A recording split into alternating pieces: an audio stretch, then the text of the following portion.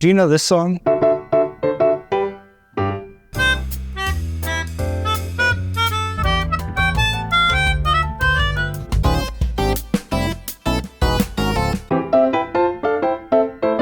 Did you like it? If you're like me, you'll love it. So the question is, what does the Super Mario Brothers theme song do so right that jazz is doing so wrong?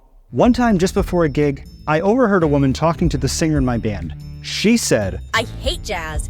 It sounds like a cacophony of chaos." As a jazz pianist, I took offense. But today, with a thicker skin, thanks to years of reading your YouTube comments, I realized she was just being honest. When I hear jazz, I hear something beautiful. When she hears jazz, and I think this is true for most people, it sounds like a bunch of random garbage. The Office had a great clip. You're not stupid. Jazz is stupid. How is it that two people hear something so wildly different when they listen to the same song? I'm going to answer that question in this video. And despite the title, I promise this video is not about judging you if you don't like jazz. The first question is, why does music sound good to us? For music to sound good, it needs a foundation. Let's take a foundation we're all familiar with, the rock beat. Our favorite songs are built on top of beats just like that one. That's a rhythmic foundation for a lot of the music we love. Now let's take harmony. Here's another foundation. This chord progression is in tons of #1 hits. Guess which song this is?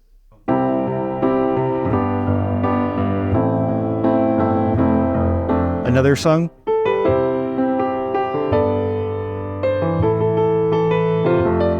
There are lots of songs just like that one with exactly the same musical DNA. And it works because with a solid foundation, you can really build something beautiful on top. It's all about tension and release. Music has a natural pull to it, a need to go home, to resolve tension. It's like gravity, and for music to move us, we have to have a sense of that gravity. But you don't have to be a musician to understand what I'm talking about. Tension. Release. We all have that language of music inside of us. We learn it from the music we grew up listening to. When most people hear jazz, though, it doesn't sound like there's any foundation at all. There isn't a sense of where you are in the song, so there isn't a pull forward toward where you're going. You're kind of feeling like you're out there in space with a bunch of random notes all around you. Tension, no release. So of course people don't like it. I mean, just play the right notes. Back when jazz was actually popular, musicians were playing jazzy versions of pop songs of the day. It was instrumental, but people knew the song well enough to hold on to something. Of course, it didn't sound as foreign to them as jazz does to most people today. Although jazz may sound like a cacophony of chaos to some people, underneath, it really isn't. We're going to take a song we all know and love, the Super Mario Brothers theme song, and we're going to turn it into jazz. I remember getting a Nintendo for Christmas when I was 5 years old. 5-year-old David was in heaven. So this music has been a part of me for over 30 years, which is sad to say because it means I'm old. And if you've never heard the name Koji Kondo, he composed all of the Super Mario Brothers music. The original Nintendo could only play 3 musical notes at once, and the genius behind that music is the way that Koji took those limitations and basically invented a new genre. Because you know the Super Mario Brothers theme song so well, when we take it in a jazzy direction, you'll still have a sense of musical gravity, of where we're going.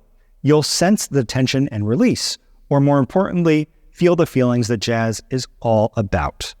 Let's head into the studio. Here we are. We're using Logic Pro today, which is Apple's music creation software. A lot of you know me as an iPhone guy, and we will keep making those videos because I know you love them and they pay the bills. But I've wanted to make this video for a long time, and I hope you enjoy it. First up, a traditional jazz quartet. I'll play the melody up front on my melodica, and then I'll solo over it, but we'll keep playing the melody underneath so you can hear exactly where we are in the song, even when I'm soloing. In other words, when I say soloing, I mean improvising a new melody.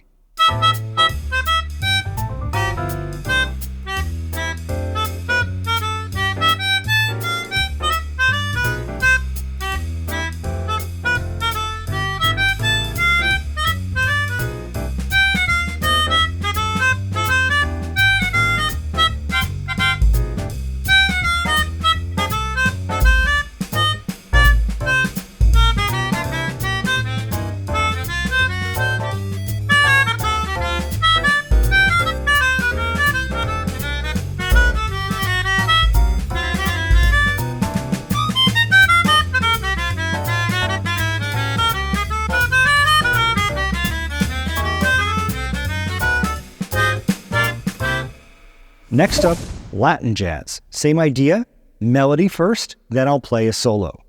We've got a Latin beat, which is a different rhythmic foundation, and we'll do something a little different with the harmony in the second part of the song as well.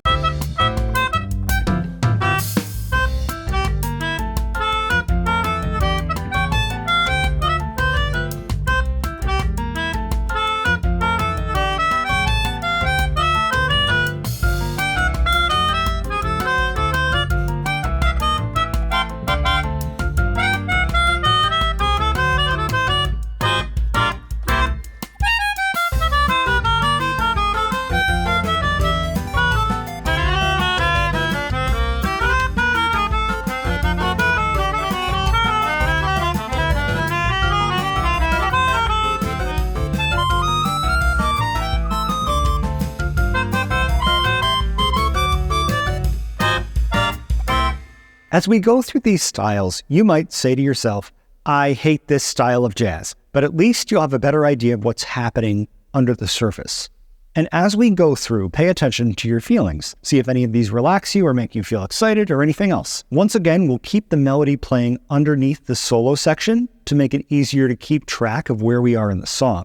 Because if you get lost, you don't really stand a chance of enjoying it.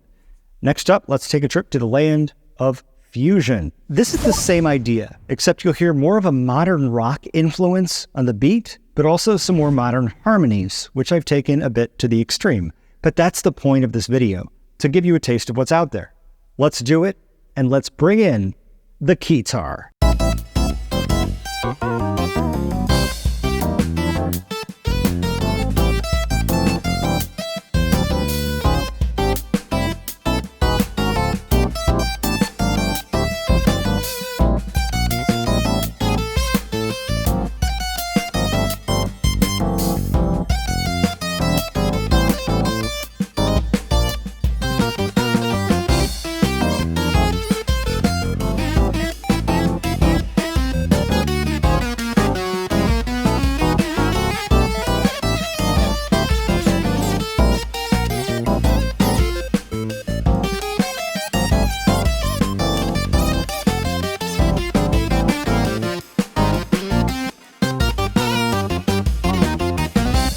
There are a ton of different styles of jazz, and I wouldn't even try to play them all.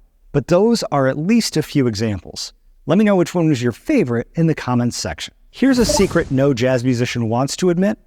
When some jazz musicians start out, they too will lose track of where they are in the song, especially if they don't really have a good ear to begin with. It does become second nature, and any good musician will be able to figure out what song is being played based on the underlying rhythm and harmony, even if they start listening in the middle of the song because they understand the foundations. Here's what I'd tell a student to do if they keep getting lost. Sing along with the melody and keep singing it during the solo section. Eventually, that will get you hearing the form. If you can sing it, you can play it. That's a philosophy from the Indian classical music tradition. Students aren't allowed to touch their instrument until they can first sing what they're going to play on it.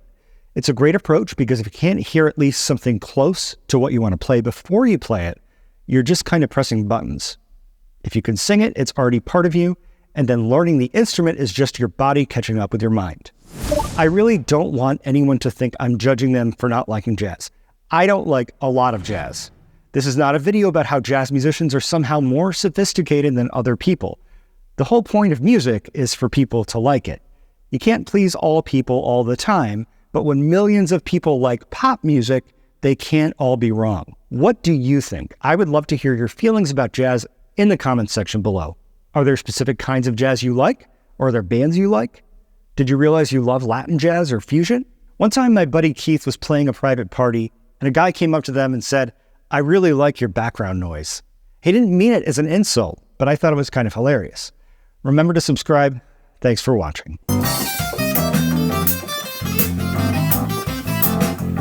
There's a lot of ideas. Yeah. Koji wasn't the first person to do something like that, spreading the notes out. In jazz music, they would call the way he did it drop 2, because you take the second note from the top and you drop it down an octave. So instead of this, you get this. If he didn't do that, to spread out the notes, it'd be that or The second one sounds a lot better. When you've got 3 notes to work with, it's a genius approach.